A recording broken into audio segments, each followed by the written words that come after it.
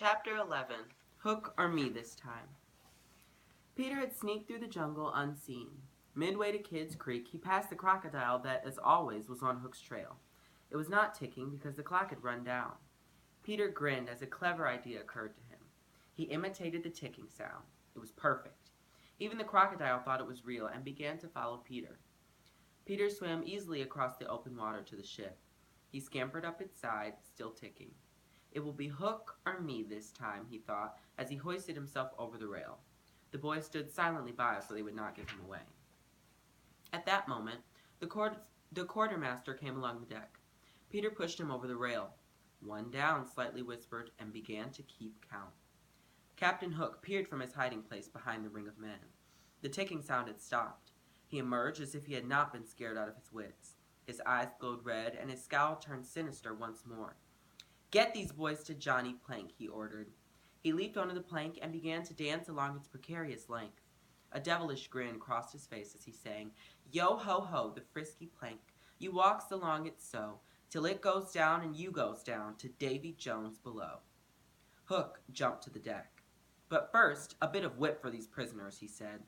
"No," the boys shouted. Jukes, a pirate, hurried to the cabin to fetch the dreaded Cat of Nine Tails. "Peter is in the cabin," Slightly whispered to the cowering boys. A dreadful screech burst from the dark cabin. "What was that?" Hook cried. "Two down," Slightly said with a grin.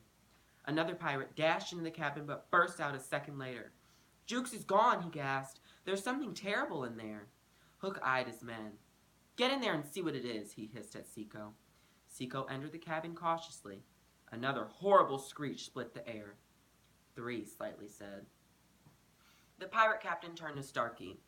"I believe I heard you volunteer," he said. "No," Starkey said defiantly. "I'm not going in there." "So it's mutiny, is it?" Hook growled. Starkey glanced at the ring of pirates gathered around Captain Hook. None of them moved. Starkey eyed the dark cabin and then the captain's gleaming hook. Neither choice looked good.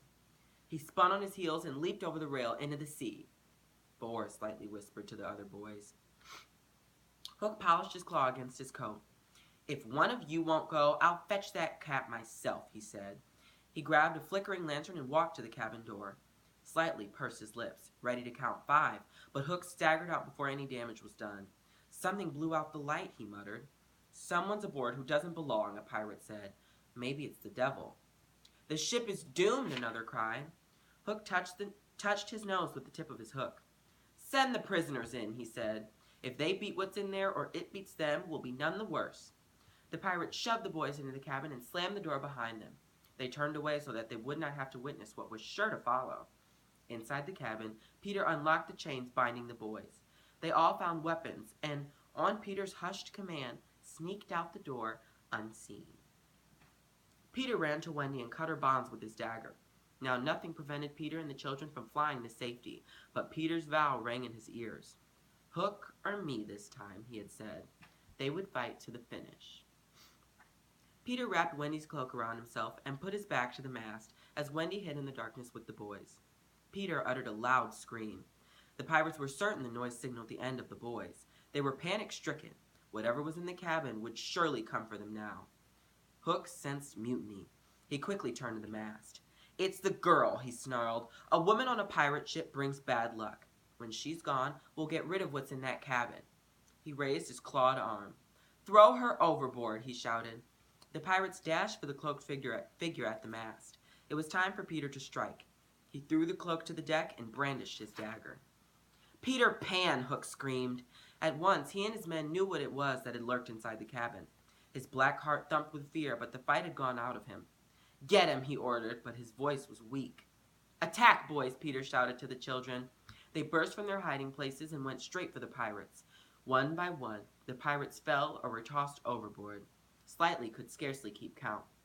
The din of the battle echoed over the water until at last only one pirate remained, the band of boys surrounding him with their gleaming swords high in the air. "Put away your swords, boys," Peter shouted. He jumped into the circle to face Captain Hook alone. "This one is mine," he said. Hook glared at Peter. "Prepare to meet thy doom," he hissed. The pirate captain leaped at Peter with his hook and sword slashing in the air. Peter quickly danced out of danger. He thrust with his own sword to nip Hook's coat. Hook nimbly escaped a more serious blow. He slashed back at Peter. Again, Peter parried the captain's attack. Again and again, the two exchanged strikes. Again and again, they avoided the worst. A sudden thrust by Peter sent Hook's sword flying to the deck. Disarmed, Hook was doomed, but Peter bowed graciously and allowed his evil foe to recover the fallen weapon. Hook was enraged by Peter's good form. "Who are you?" Captain Hook shouted, still fighting for his life. "I'm youth and joy," Peter exclaimed, still pursuing his faltering prey. The two fought on, but Hook was clearly finished. In desperation, the pirate gave up the fight.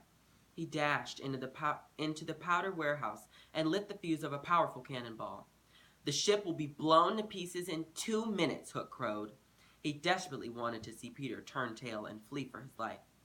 Peter rushed into the warehouse. He grabbed the sputtering bomb and hurled it overboard as calmly as if it were a scrap of bread for a passing gull. Once more, Peter's good form got the better of Hook. Outfought and outwitted, Hook was beaten in every way. He staggered to the rail and climbed to its top. If he could not win, he could escape, even though it meant showing the worst form of all. With his black locks and long-tailed coat flying in the wind, Hook prepared to leap into the sea. He stared down at the dark water. A pair of eyes stared back. The crocodile snapped its powerful jaws. Hook shuddered. He turned his back to Peter. Peter stepped forward and with a swift kick sent Hook toppling into the sea. "Bad form," Hook jeered as he vanished forever. The pirates were beaten. Peter and the boys raised a victory cheer as Wendy stepped out from the shadows. "It's very late," she said, "and time for bed." Without protest, the exhausted children lay down and soon were fast asleep.